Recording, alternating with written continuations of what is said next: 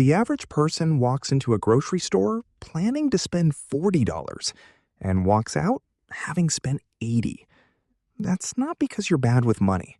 It's because the entire store, every shelf, every smell, every song playing in the background, was scientifically designed to make you spend more than you wanted to. Today, I'm going to walk you through a grocery store and show you every single trick. By the end, you're never going to shop the same way again. It starts before you even pick up a basket. Notice what's at the front of almost every grocery store.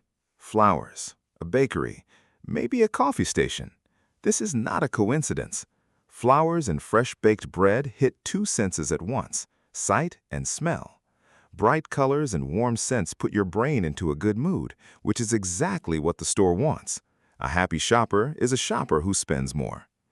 The bakery smell is so effective that some stores don't actually bake bread on site anymore. They just pump the smell out through the vents. You're being marketed to by a fan.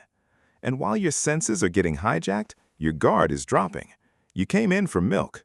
You'll leave with cookies you didn't know you wanted. Now you grab a cart.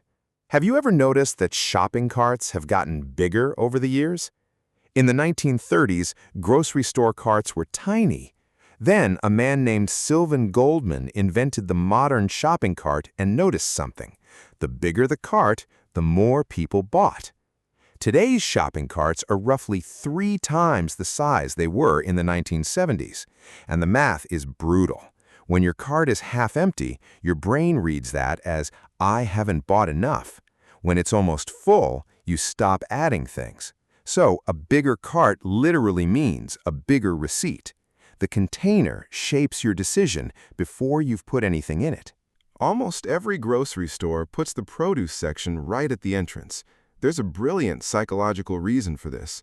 When you fill your cart with fruits and vegetables first, you feel virtuous. You feel responsible. You feel like a good person making good choices. And here's the trick. That good feeling gives you permission to buy garbage later. Psychologists call this moral licensing. After putting kale in your cart, your brain decides you've earned the cookies, the frozen pizza, the ice cream. The produce section isn't there because vegetables are the most important.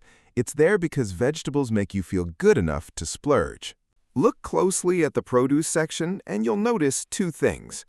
Tiny water misters spraying the vegetables every few minutes and mirrors angled above the displays. The misters aren't keeping the vegetables fresh. In fact, they actually make leafy greens rot faster. So why are they there? 2 reasons. First, the water makes the produce look glistening and alive, which signals freshness to your eyes. Second, the water adds weight.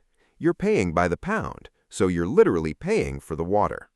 The mirrors do something similar. They make the displays look twice as full. Half a tray of apples reflected becomes a whole tray of apples in your brain.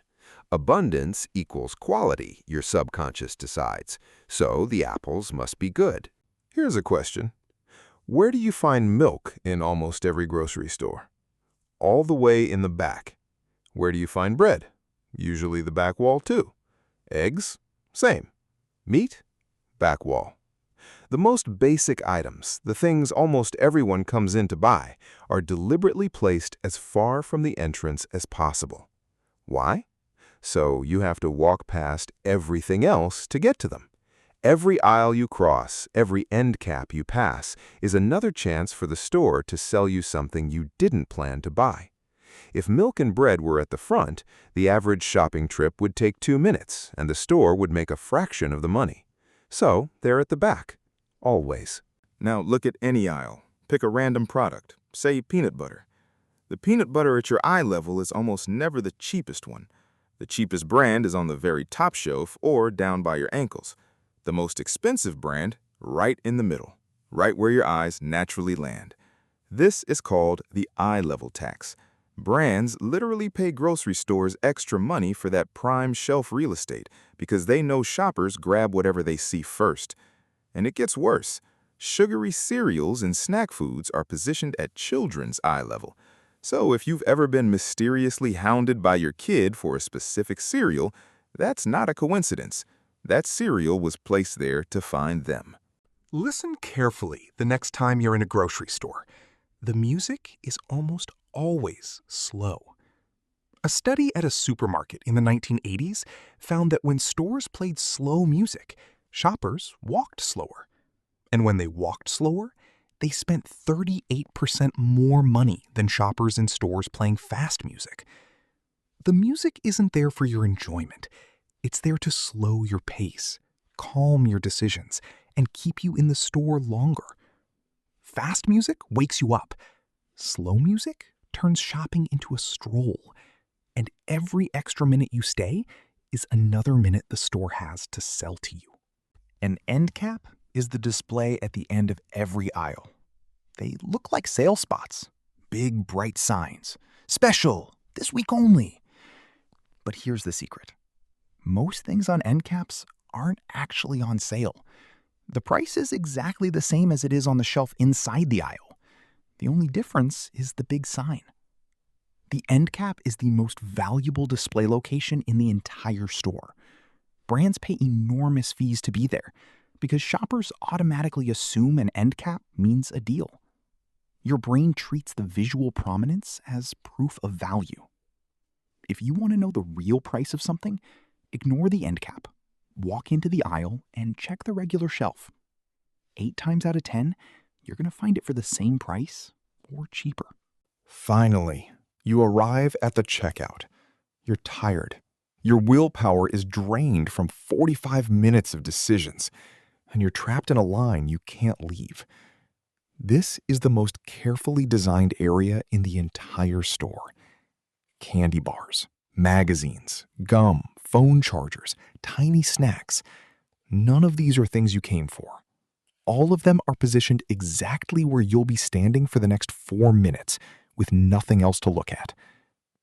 Decision fatigue is real. By the time you reach the checkout, your brain is exhausted, and small impulse purchases feel weightless. A $2 candy bar barely registers compared to the $80 already in your cart. And the candy at children's eye level? That's there to start a fight. Your kid asks, you're tired, you give in. Mission accomplished. One last trick, and this one's invisible. When you scan a loyalty card, you're not just getting a discount. You're handing the store a complete map of your buying habits. What you buy, when you buy it, how often, what you respond to. Stores use this data to send you personalized coupons that feel like gifts, but are actually weapons. They know exactly which discount will get you to come back, exactly which product to push, exactly when you're running low on something. The loyalty card isn't a reward for being a good customer. It's a deal. They save you a few dollars, and in exchange, you give them everything they need to sell you more. Every single thing in a grocery store, the lights, the smells, the music, the layout, the carts, was designed by people whose job is to make you spend more money than you planned. You can't avoid all of it, but you can do 3 simple things. Make a list before you go, stick to it. Eat before you shop. A hungry brain is an easy brain to manipulate. And never, ever go down an aisle you didn't plan to visit. If this changed how you'll see your next grocery trip, hit subscribe. There's a lot more where this came from.